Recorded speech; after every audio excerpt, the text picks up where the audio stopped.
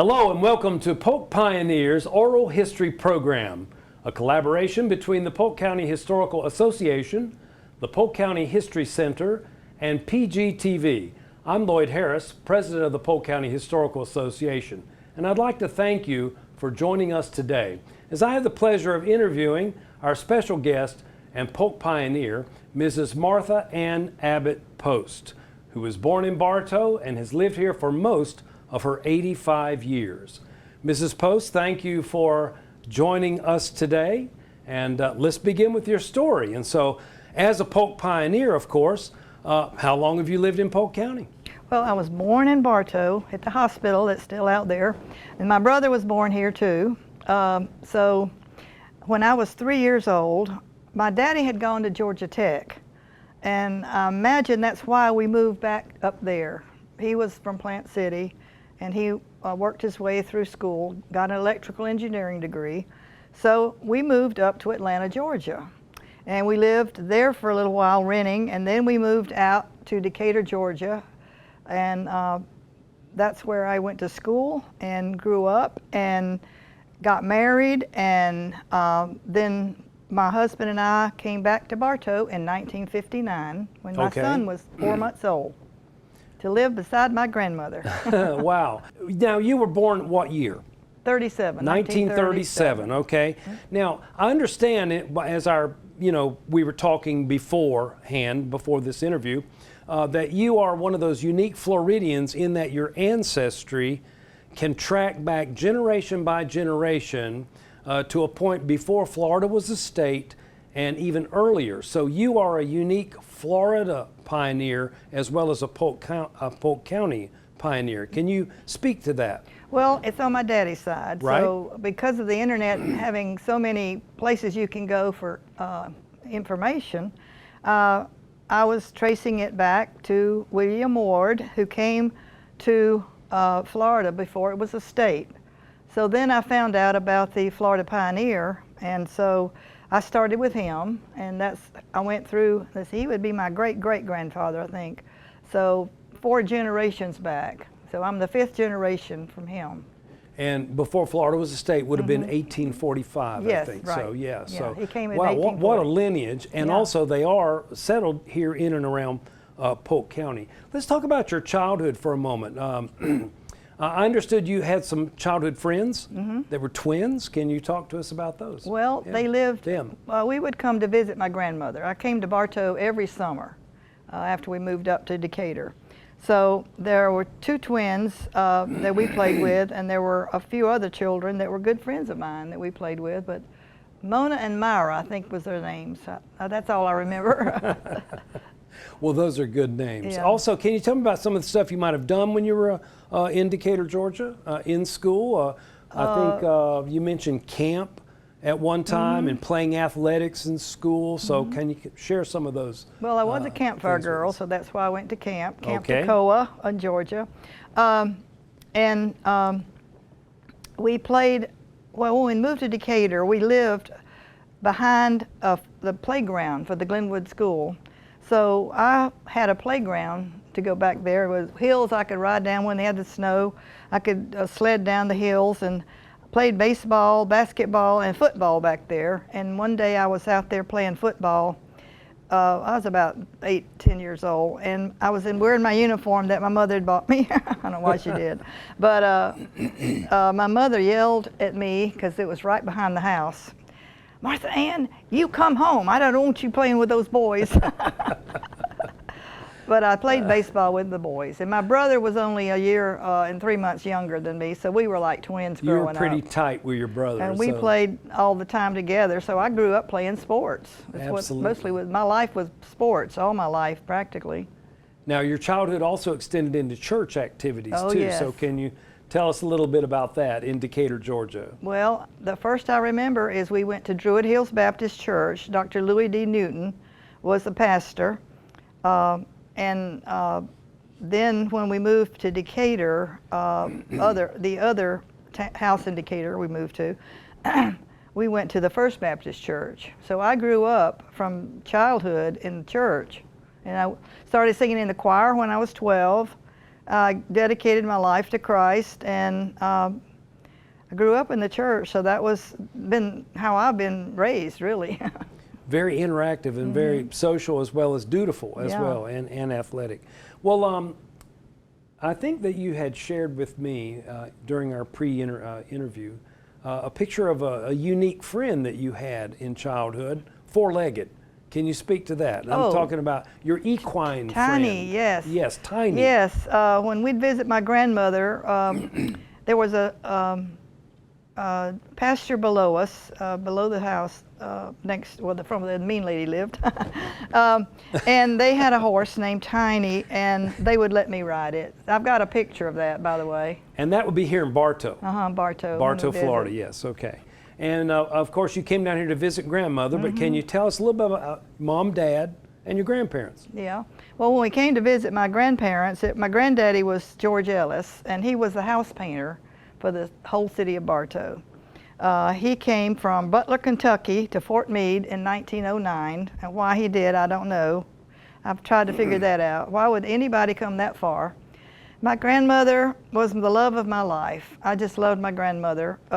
She was born in Ona, down below, where she was Simmons, and the Simmonses were Roberts, and the Roberts were famous cattle owners down there in Wauchula area, Fort Greene, Ona. And that's another ancestry from Florida. And my daddy was born in Brooker, Florida, and that was... And what was Dad's name again? Oh, Gerald Abbott, Gerald Emery and Abbott. your mom's name was? Louise Ellis Abbott. They were married in 1936, and I was born in 1937. My brother was born in 1938, so that's mostly my family, I guess.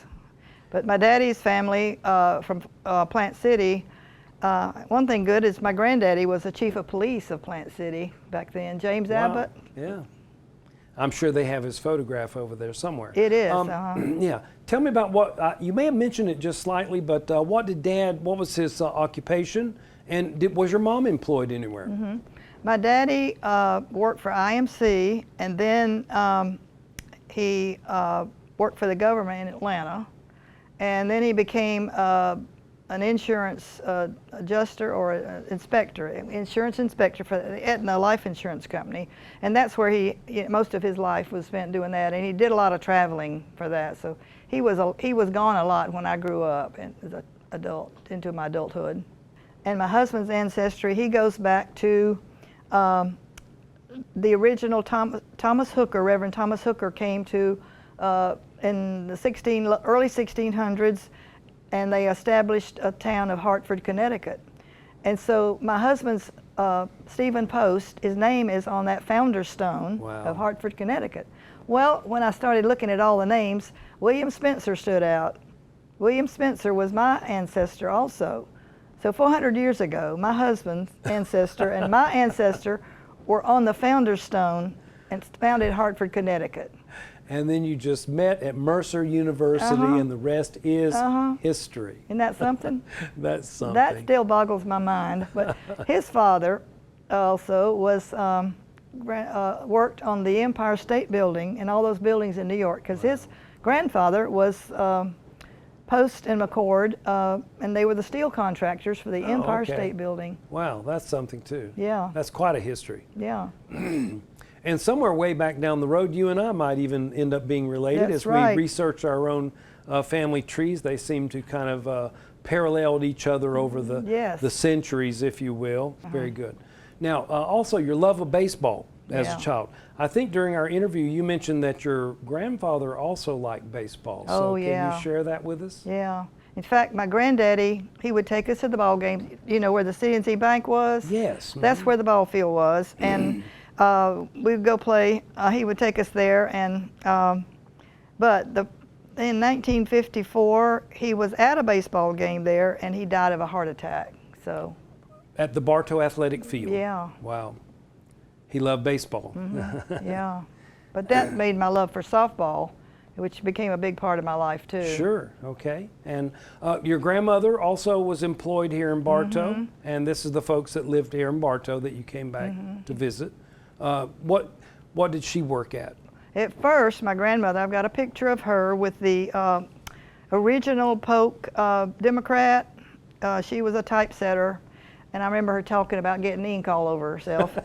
But then she became a clerk at the Head and Edwards men's shop. Okay. Mm-hmm. And that's where she worked until Harry White bought it, and she worked there too. And she worked until she was almost in her 80s. Wow. And I remember White's men's shop, of course, and have heard many tales about Head and Edwards here in town. Now, you also mentioned that your grandfather, you also mentioned the mean lady that we talked about, because we had a common interest or knowledge of her. Where did they live here in town, and can you tell us about the homes that they lived in? Okay, my granddaddy, they rented when they first came to Bartow. They rented a house, and my mother pointed it out to me, but I'm not sure if it's the one I'm thinking of. But anyway, on Stanley Street, which is right off Floral, right, 3 blocks from Main, my granddaddy built 2 houses. He built a house to live in and a house to rent. So that's how we came back down here, was she had the rental was available. So okay. we moved into the rental. Ready-made home for the family, if you will. And she was so glad to have us, because she had a great-grandson to love. And of course, that's where the horse was at. Yep. Was the horse in a pasture at the house, or? No, down the street. Down the street, okay. And your brother's name was Jerry. He was a junior. Very good. When you were in high school, tell us about some of your activities there and the name of the school you went to. Of course, that was in Georgia, not here in Florida. But can you share some of your high school experience with us? Well, I think the first thing that would be talked about is my basketball, playing basketball. I made the first string in my freshman year, and so I was a starter and the captain. And when I was a freshman, we went to the state tournament. We won the regionals. Well, we didn't do well there. But then when I was a senior, we went to Moultrie, Georgia for the state finals. And we got to the final game and lost by 1 point. So that was kind of a hard thing to take. That's disappointing. And I played, we didn't have any other organized sports for, like the baseball team, the boys had that, and football. But we had softball, and they have a church league softball too. Okay. So I was able to play softball during my high school years. And tennis too. I took up tennis and played in we had a tournament for the tennis, and we won the doubles. So. Was that the first time you played tennis? Yes. Okay, and we'll be talking about that toward the end of our interview, because here in Bartow, you're known as Ms. Tennis, if you will. Yeah. So, absolutely, yeah. So, tennis team. Where did you go to college? Well, being Baptist, yes. I went to Mercer University in Macon, Georgia. Some people don't know where that is, but it's in Macon, Georgia. Just south of Atlanta. Also joined the Phi Mu sorority, and we lived in the dormitory, and we had a separate floor just for ourselves. In fact, one day it caught fire up there, and we all had to leave. But there was one thing about being a Baptist and going to a Mercer. Whenever you left the building, you had to wear a raincoat. So that was one of the gear we had to take with us first. You had to wear a raincoat to wear your gym suit to the physical underneath the raincoat, right? Times have changed, haven't they? Wow. One thing I passed over, though, that we discovered after we got to talking and processing you to be a Polk pioneer was this. We actually found a copy of your high school yearbook, and it said Martha Abbott, and there you are right there on the top left. Always first. Y'all, there you go. I like that. That's a good motto, too. But it also has something unique that everyone at the History Center said, ask Martha about this. So your class, not prophecy, but an item that would reflect your character or something amusing to the other students that only you guys would have known about, says, Martha, have you heard my jungle noises? So can you explain that for just a moment? Everybody's dying back at the History Center to know what that means. Well, I think I always imitated things, noises, but I cannot remember why that was so important. but evidently I was a character back then. In fact, the young man next to me there was next to my locker room, and he called me Sunshine. Oh, okay. So I guess I was always And his smiling. name was Gordon Adams. Yeah, that's pretty He called me nice. Sunshine. Well, y'all look good here in this picture. And what year did you graduate? From high school? 1955. And at college, did you graduate there, or did something special interfere with that? Oh, Tell yeah. us about that. Well, I was headed toward a degree in physical education. Okay. So my sophomore year, they dropped that as a major. Oh, okay. So, but I did well in college. I liked biology and English too. I liked that, and history. But I met a young man. Well, he wasn't real young. He was about 8 years older than me, but on the tennis court. Okay. I was playing on the phys ed tennis, and he was our phys ed instructor. And I thought he was kind of cute, but he had a funny accent. Uh-oh. He was from New York, New Jersey, so he had a Yankee accent, and I hadn't had much experience with that kind of accent. Anyway, to make a long story short, we got together, and we just started dating, and before you knew it, we wanted to get married into my sophomore year, so I got married in August of that year, of 1957. And tell us who this lucky guy was. Well, his name was J. Dixon Post, and he has quite a history too. He does. He was named after the Supreme Court Justice of New Jersey, Wow, Jonathan okay. Dixon. And of course, we knew him as Dick Yeah, Post in everybody the knew him as community Dick. here in Yeah. Bartow. So can you tell us a little bit about that, your husband's history? You just kind of opened up the door for me there, but can you tell us about what he did? And of course, he is very popular here in Bartow. He's passed away now, but he left some footprints here that Yes. people still remember. So can you share some highlights of your husband's Well, he was a school life? teacher. He taught in Mulberry, but he was very interested in cycling, and so the bicycle shop became open. So he bought the bicycle shop and called it Post Pedal Shop. And that was here in Bartow. Bartow on Summerlin. And during that time, Chuck Williford of the Key Club, they were raising money for multiple sclerosis. So they were going to have a bicycle trip to Washington, D.C. and back. And, but nobody else signed up but Chuck. So Dick agreed to go with them. So Right. there's a lot of publicity about them leaving. It was like a parade when they left and a parade when they got back. People were waiting for them, so it was a big deal. I was in the parade when they left. Were you really? I was, Oh. absolutely. And also, it was followed every inch of the way. It was. The local newspaper, It the Polk was, County yes. Democrat, I got all covered those articles. that entire trip, raising money for Kiwanis Club, riding on a bicycle. Long, long way, Oh, yeah. and quite something. Now, you have some children. So why don't you share with us something about your own family? Okay. Well, I was teaching school at a little country school in near Beaufort, Georgia. And I got pregnant with my first son, so I had to quit that. But he was born in April of 1959. Okay. And so that I became a mother then, stay-home mother. And what's his name? Christopher Golnack Post. Okay. His middle name, Golnack, is a family name from Wow. my husband's side, Yeah. which is another history. And then along came Robbie, but that was when we were down here. We moved down here when Chris was 4 years old. Right. And then Robbie was born, and he's Robert Simmons Post. His middle name is my grandmother's Maiden family name, maiden yeah. name. So we had both grandmothers' maiden names for my boys. And you got grandchildren? Yes. Did you want I have to 5. share with the world their names so they'll be excited to see Grandma talking about this? Yes. My son Chris had Christy Okay. Post, and then they later had Andrea. Then Robbie had got married and to Trish Richardson, and they had Tyler, and then they had Devin, and then Robbie divorced, and he inherited a girl that loves him to death, Dupree.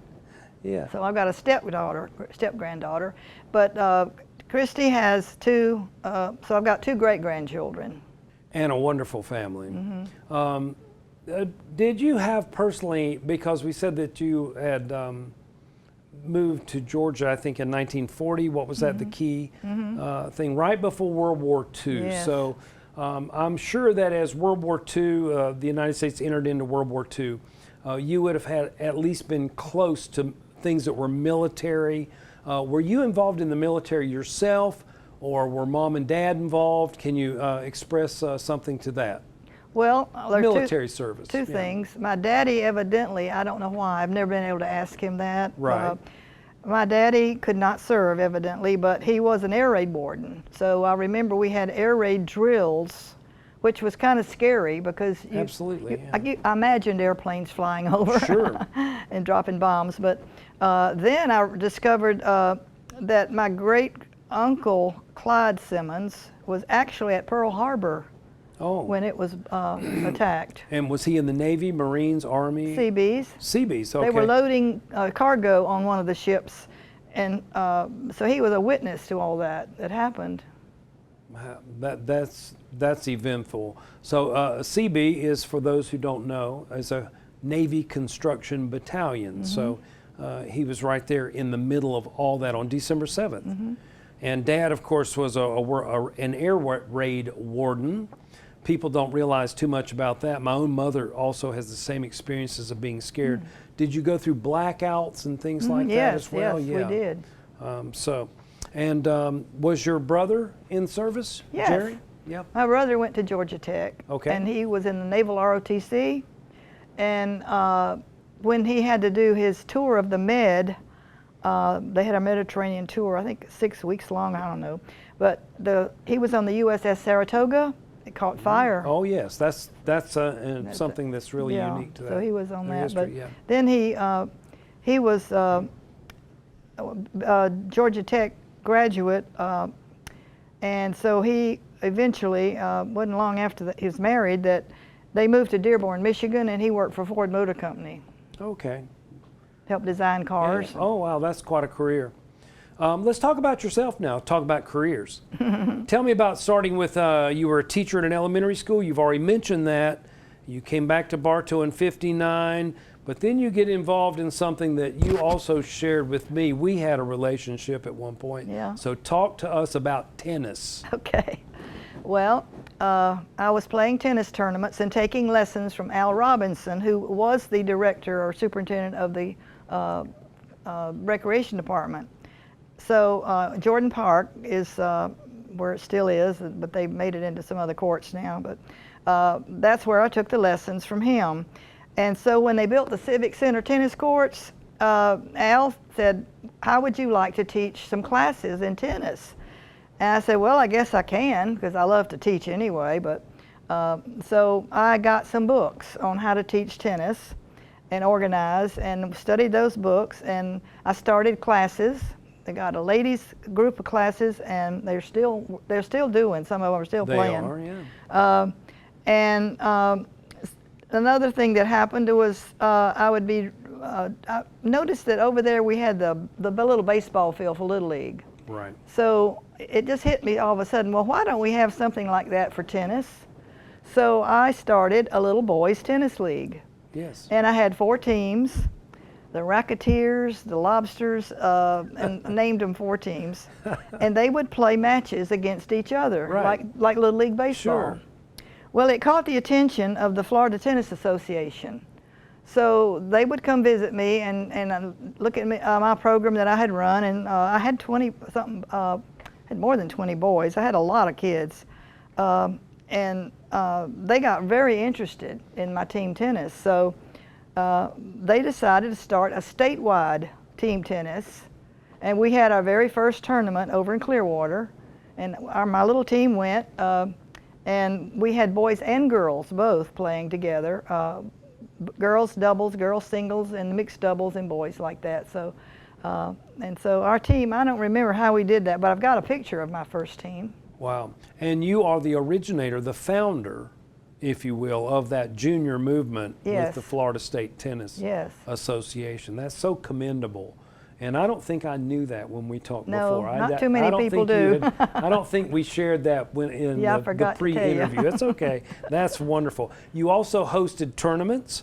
I have a note here that you also rubbed elbows with Chris Evert at the U.S. Open. So can you Yes. speak to that for a moment? Because Okay, that's incredible. Well, I had played nationally in the 35 and over division, under whatever. And Right. so I got a call one night, about 9 o'clock at night, and a lady came on the phone and she said, "How would you like to play in the U.S. Open in the Wow. 35 and under division?" What year was that, Martha? 1979. Okay, Of course, I said yes.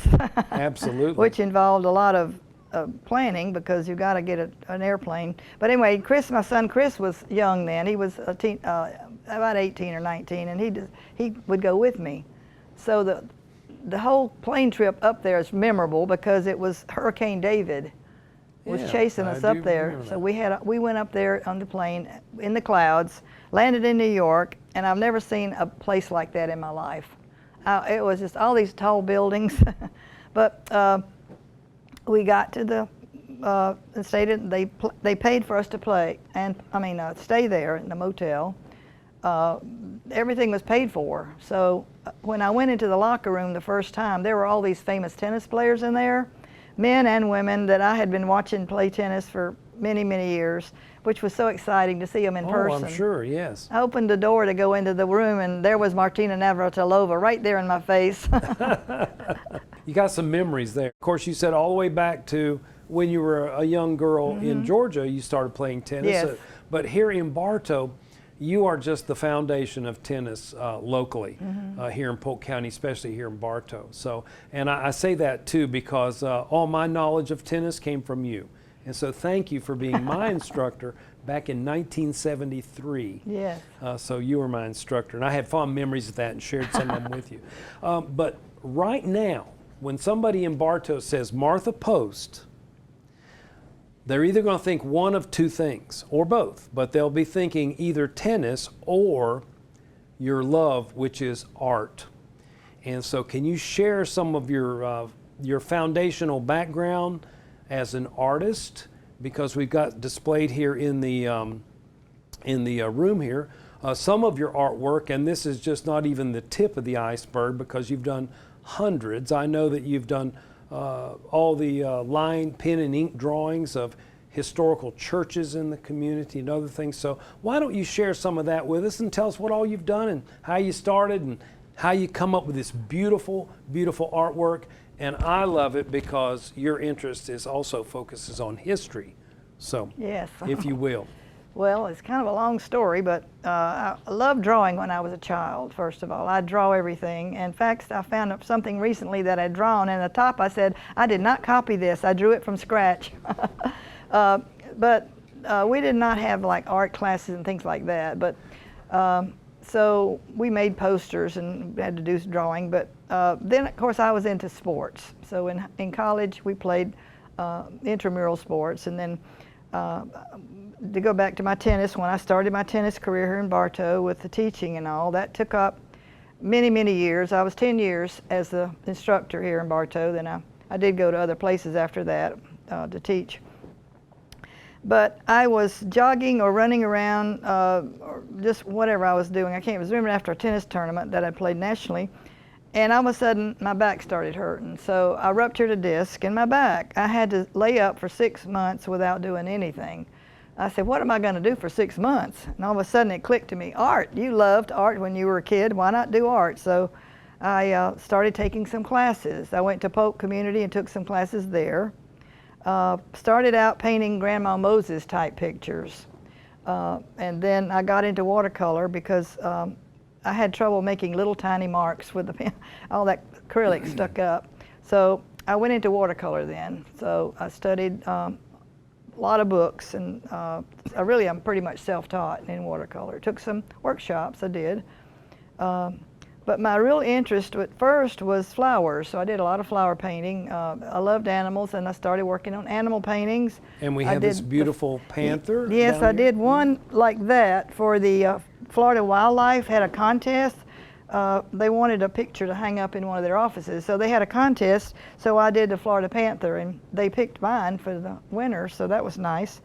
Also, a picture very similar to this. I entered into a national magazine, and they gave me an honorable mention on that too. Wow. So That's commendable as But well. that's when I started my art career. But I still did my tennis, kept teaching tennis. But I also started teaching watercolor classes for the Right. Bartow Art Guild. I joined the Art Guild. And the old building was right there by the Presbyterian Church. Remember that? I do. The old Bartow Art Guild building. So I taught there until they tore the building down, and then they built the new one, or actually bought the building that's out there on the corner of Main and 17. Yes, I'm familiar with They it. just remodeled, and they're having an open house there. Oh, that's tremendous. Is some of your artwork on display out there? Yes, I'm putting a picture in there. Wonderful. Now you're also, a lot of your drawings are buildings and such, but you also have a background in that that prepared you for the artwork. So can you speak to that? Can't remember why I started taking architectural drafting, but Travis Votek, they offered it. And so I took a class there and graduated.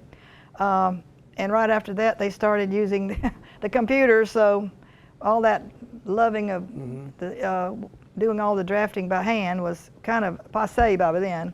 But I've always loved buildings. I've always loved architectural buildings. I guess growing up in Atlanta, you had some beautiful architectural subjects to look at. So, probably the reason I started with historical works, the Blooming Art Show had the best historical drawing or painting as an award. They featured back then in I guess the 80s or 90s. So I did a painting of the old Polk County courthouse. And Walford Stidham bought it. Okay. So I don't know where it is now. But it won first place. So in doing the research for that building, I found out all these buildings in Bartow. In the files at the Polk County courthouse then was, they allowed you to go in and look at the pictures. So I made a lot of copies of the buildings, and I became interested in the old churches. And later on, the original log cabins.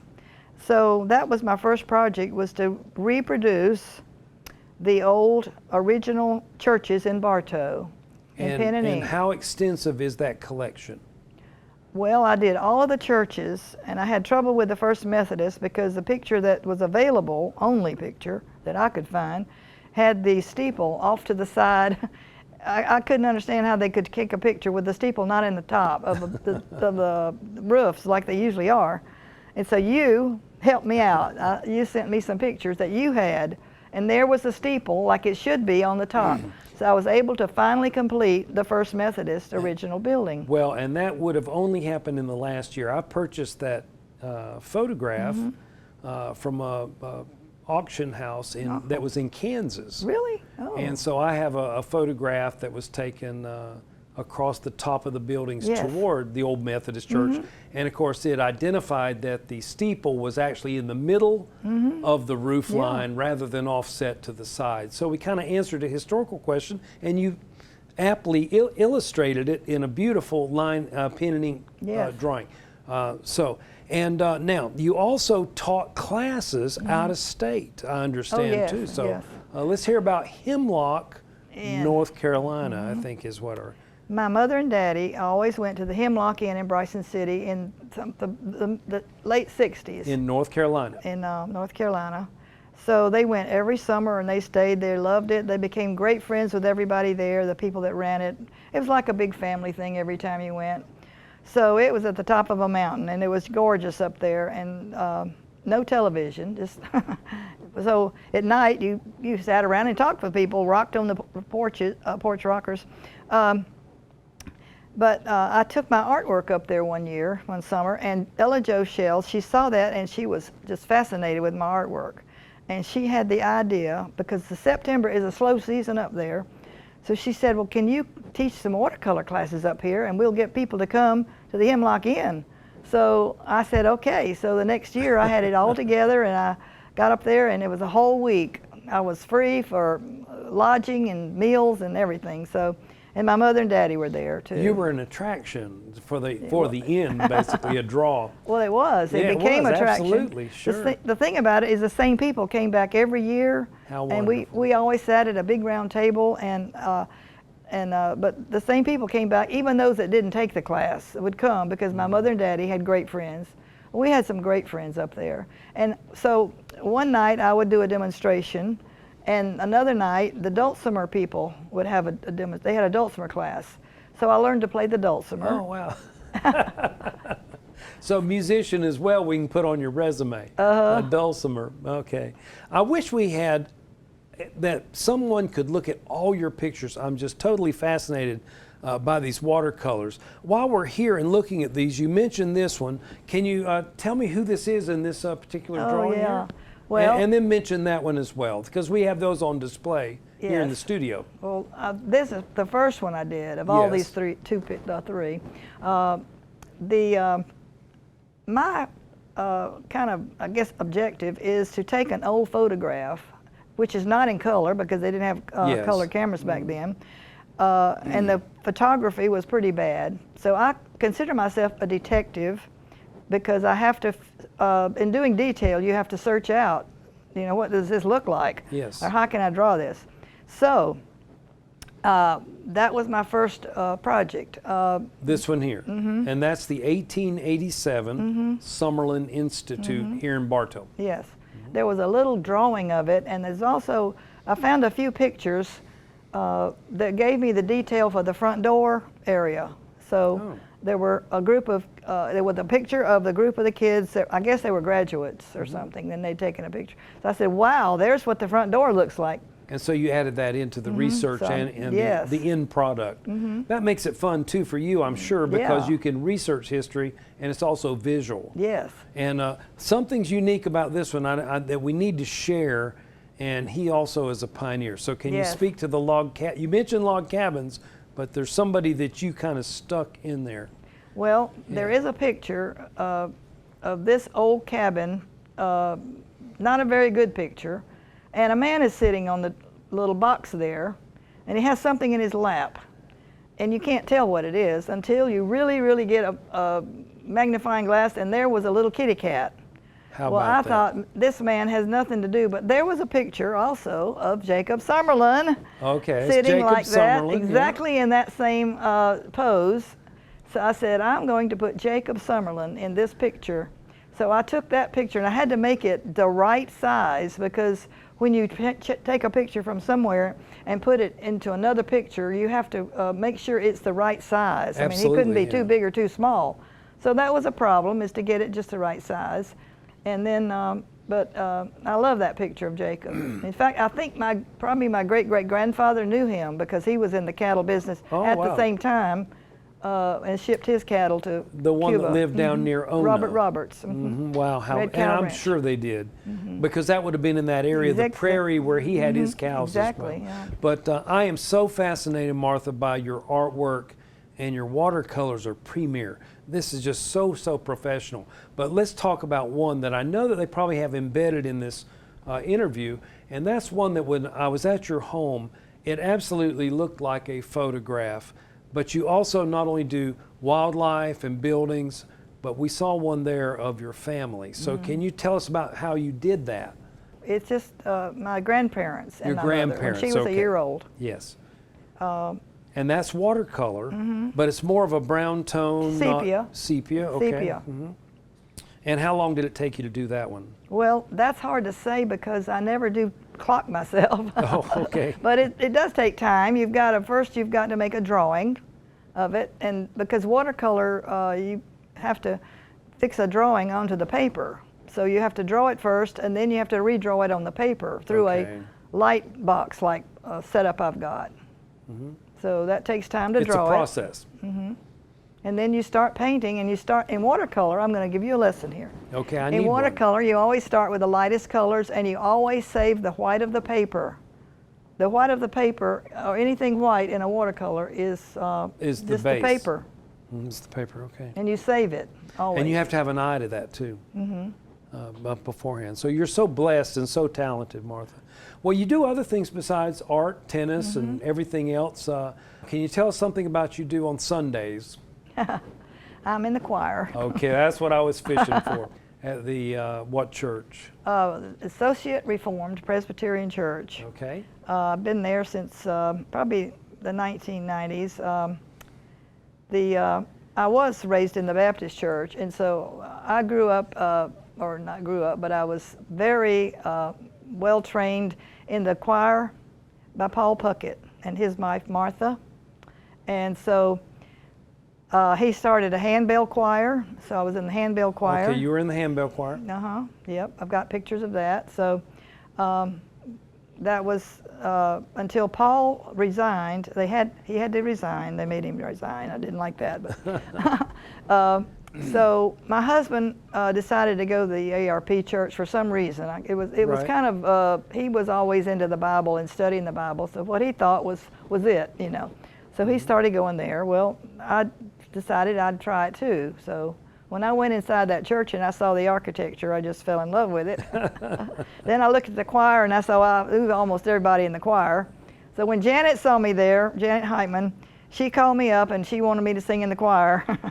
So I started singing in the choir then. And been singing ever since. Yes, I love it. You're singing the gospel is the praises of the Lord yes. are always wonderful. Yes, you've got some interesting things that have happened in your past as well. One dealt with a former governor and senator. Can you tell us about that?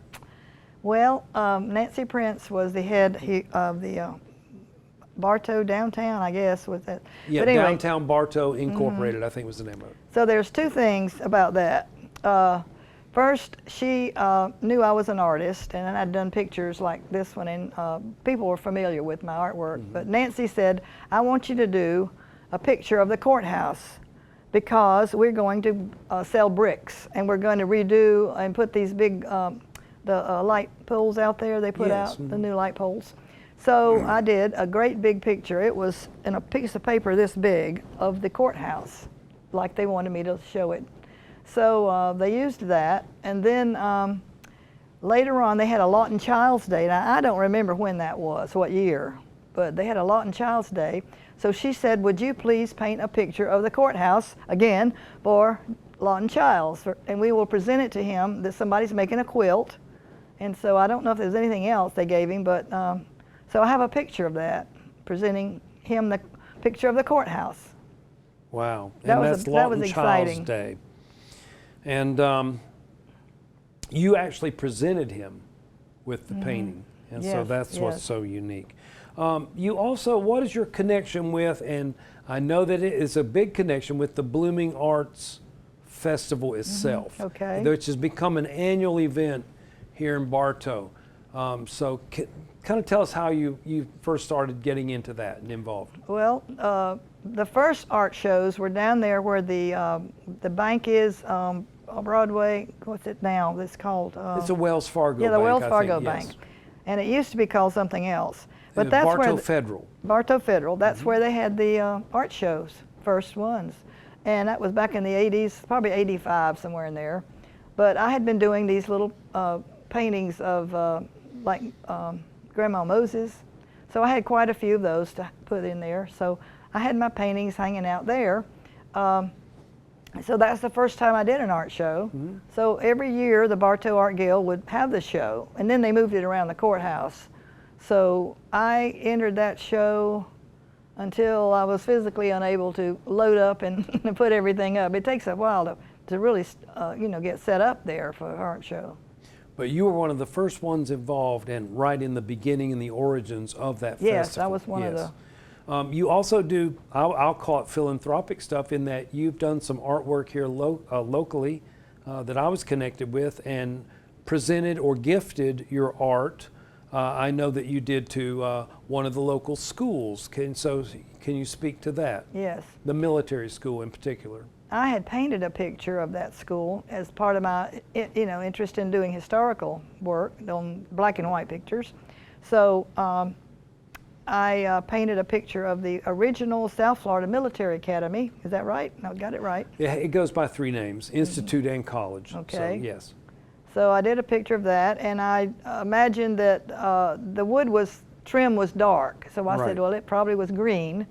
So I did it with green trim. So that one I gave to you. Yes. But you found some old boards from there. Right. And you told me, because you knew about this picture, that I had done earlier, and you told me that you thought it was mostly had been a dark red color. So I said, okay, I'm going to redo this. And we were so pleasantly pleased. Martha presented a framed copy, or her own artwork rather, not a copy or a print, but a framed portrait of the original South Florida Military College that was from 1895 to 1905 right here in Bartow. And that is a parent school of the University of Florida. Yes. So we got that connection Yes. too.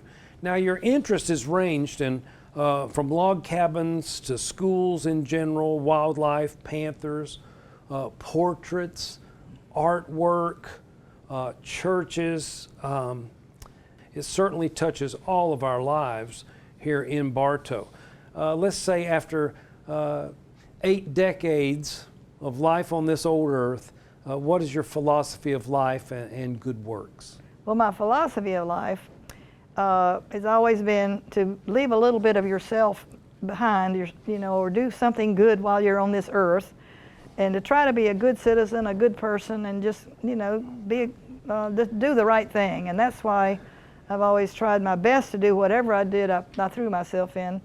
And I guess I'd call myself a perfectionist.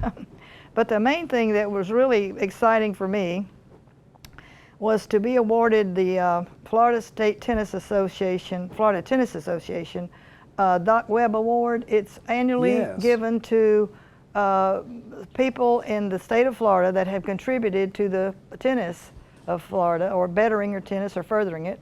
And so I was presented that award, and while I was looking at the names on there, that right near mine was Chris Everett. Wow. Who at that time was the top ranking player in the country. In the nation. Yeah, yes. Nation. So. And overseas too. Yes. So, in fact, I got to talk to her when I was up at the U.S. Open at the cafeteria. We were getting lunch together. That's wonderful. It's an honor for our association to honor you as a Polk County pioneer. And so I'd like to thank you today for sharing your memories and helping us to preserve local history.